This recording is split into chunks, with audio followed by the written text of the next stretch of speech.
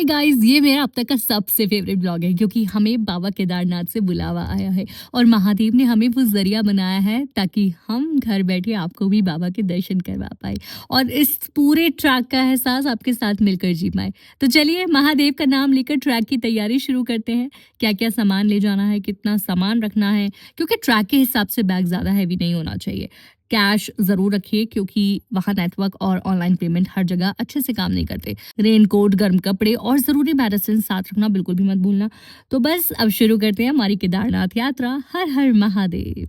थोड़ा बहुत सामान लिया है ट्रैकिंग के लिए, तो हम आपको दिखाएंगे हमने क्या क्या सामान लिया है। सबसे पहले ये बैग्स हमने क्यों लिए, तो इन बैग्स में सबसे पहले हम रखेंगे अपने ग्लव्स, और हमने एक रेनकोट है, ये है ग्लव्स और ये है रेनकोट। ये कुछ आपको भी समझ में आ गया होगा आई थिंक। ये क्या होता है, आपको जो आप शूज़ पहनते हो उसके ऊपर एक ये लेदर का है। एक तो अगर बारिश हो रही हो तो आपके शूज़ गीले नहीं होंगे। पानी की बोतल जरूर रखेंगे, तो हमने इसलिए 2 बैग रखे हैं ताकि सब अपना अपना सामान हम कैरी कर सकें और बहुत हैवी भी ना हो। गाइस, इसके अलावा हमने कुछ मेडिसिन लिए हैं क्योंकि वैसे वहाँ पे बेस कैंप वहाँ पे है सब कुछ अवेलेबल, बट जैसे जैसे आप ये सारी चीज़ें आप बेटर होता है कि आप पहले से ले लें क्योंकि यहाँ पे प्राइस सबकी महंगी मिलेगी। और सोनप्रयाग से जैसे जैसे आप और ऊपर जाएंगे वहाँ पर इनकी प्राइस और इंक्रीज़ होती जाएगी, हो सकता है डबल भी हो जाए। तो ये हमने गरम पट्टी भी ले ली है, तो ये हमने रजिस्ट्रेशन है। तो हम लोग निकल चुके हैं बाबा के दर्शन के लिए। इस टाइम 3 बज गए हैं और हम सबसे पहले जा रहे हैं वो मैक्स के लिए जो हमें गौरीकुंड छोड़ेंगे।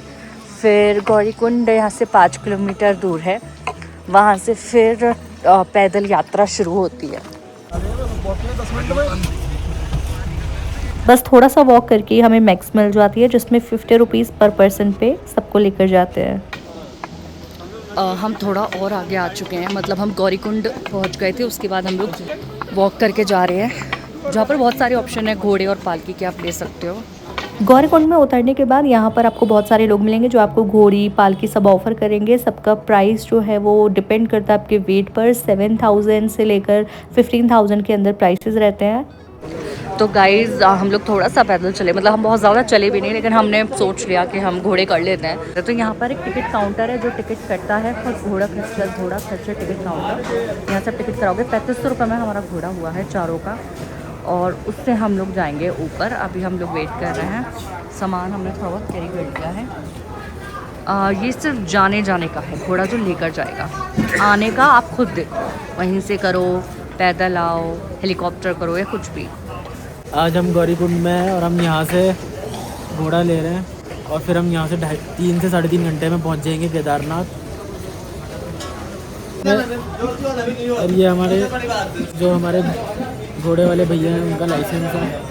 एक इम्पॉर्टेंट बात मैं आपको यहाँ पर बता देती हूँ कि आप खच्चर से जा रहे हो, पिट्ठू से जा रहे हो या पालकी से भी जा रहे हो, किसी भी चीज़ से जा रहे हो, उस पर्सन का अपना एक आईडी होता है, एक वेरिफिकेशन आईडी, उन कार्ड उनके पास होता है जो वो आपको देते हैं। जब तक वो आपको वहाँ नहीं पहुँचा देते तब तक वो कार्ड आपके पास रहेगा। ये उनकी वेरिफिकेशन आईडी है। और दूसरा, आपके पास भी वो सलामत रहेगा कि वो आप उनको तब तक नहीं दोगे जब तक वो आपको वहाँ तक ना छोड़ दें। हम लोग ऑलमोस्ट अभी 10 किलोमीटर बाकी, आई थिंक 10 किलोमीटर बाकी है पूरे 10 किलोमीटर मंदिर तक पहुंचने के लिए। और देखो हमारी क्या हालत होगी, मतलब हाथ ठंडे हो चुके हैं। तो ठंडा तो है ऊपर आके, धूप आ गई है वैसे। ये देखो यहाँ पे किस तरीके से घोड़े जा रहे हैं। खच्चर पर बैठकर करीब 10 किलोमीटर हमने रास्ता पार कर लिया है। और हाँ, घबराहट ज़रूर होती है जब भी आप खच्चर पर बैठते हैं क्योंकि आप आजू बाजू देखते हैं तो डर तो लगता ही है। पर हम पहुंच गए और यहाँ हम करने बैठे हैं नाश्ता। आपने न्यूज में सुना होगा, वीडियोस में भी देखा होगा कि केदारनाथ में खच्चर से जाना कितना खतरनाक हो सकता है। लोग गिर जाते हैं, हादसे हो जाते हैं और हर मोड़ पर रिस्क बना रहता है। और आज उन 100 लोगों में से एक मैं भी थी, जी हाँ, जो खच्चर से गिर गई और बाल बच गई। चोट भी लगी, दर्द भी हुआ। उस पल बस महादेव का नाम ही हिम्मत दे रहा था। बस महादेव से हिम्मत मिली और उसके बाद जो 6 किलोमीटर बाकी थे वो हमने पैदल पूरे किए। आप भरोसा नहीं करेंगे, 4 घंटे में हमने वो सफर पूरा किया।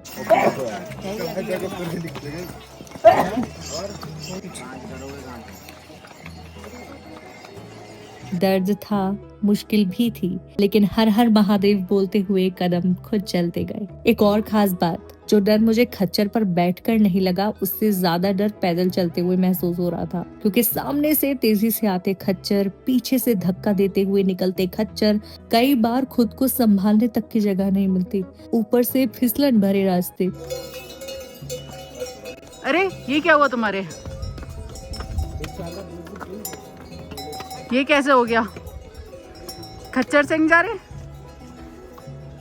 गाइस, मैंने आपको बोला था खच्चर से जा सकते हैं, जल्दी पहुंचोगे, लेकिन गिर भी सकते हैं। सच में केदारनाथ का रास्ता आसान बिल्कुल भी नहीं है। जितना वीडियो में देखकर आसान लगता है ना, सच बोलूं तो जाना बहुत मुश्किल है। कोई भी चोट लग जाए या कुछ भी आपके साथ हो, आपकी तबीयत खराब हो, तो आप यहाँ केदारनाथ का हॉस्पिटल बना है, ये जस्ट ऊपर पहुँचने के बाद है। आप यहाँ बेस कैंप में अपना चेकअप करवा सकते हैं। मेरे हाथों का भी जब पेन नहीं रुका था तो मैं यहाँ पर आई थी और यहाँ चेकअप कराया, जिसके बाद उन्होंने दवाई दी। यहाँ सब कुछ फ्री अवेलेबल होता है, सारी दवाई फ्री होती है, सब चेकअप फ्री होता है।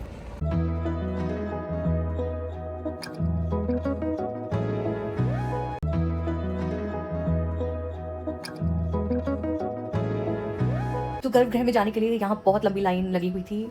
22 अप्रैल जिस दिन गर्भगृह खुला था, उसी दिन हम लोग केदारनाथ दर्शन के लिए गए थे। बहुत सुंदर, बहुत अच्छा दिन था, लेकिन भीड़ भी उतनी ही ज़्यादा थी। तो सबसे पहले आप जब भी लाइन में लगते हैं, आपको टोकन मिलता है, उसके अकॉर्डिंग ही आप लाइन में लगते हैं। लाइन बहुत ज़्यादा लंबी थी, लेकिन जितना दर्द हाथों में उस वक्त था, बिल्कुल हिम्मत नहीं थी कि इस लाइन में लगा जाए। उसके बाद हम लोग सीधा होटल गए, वहाँ जाके पहले आराम किया।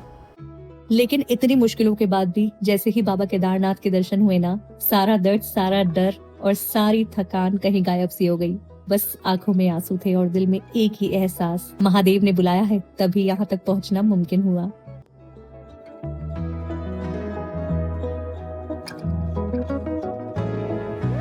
फिर हम रुके वहीं होटल में और रात में आराम किया।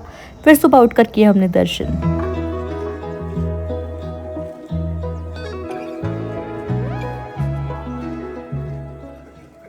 मंदिर को देखते ही ना एक अलग ही एनर्जी फील हुई। इतना खूबसूरत, इतना मजबूत, और हाँ, ये वही जगह है जहाँ 2013 में भयानक बाढ़ आई थी, सब कुछ तबाह हो गया था।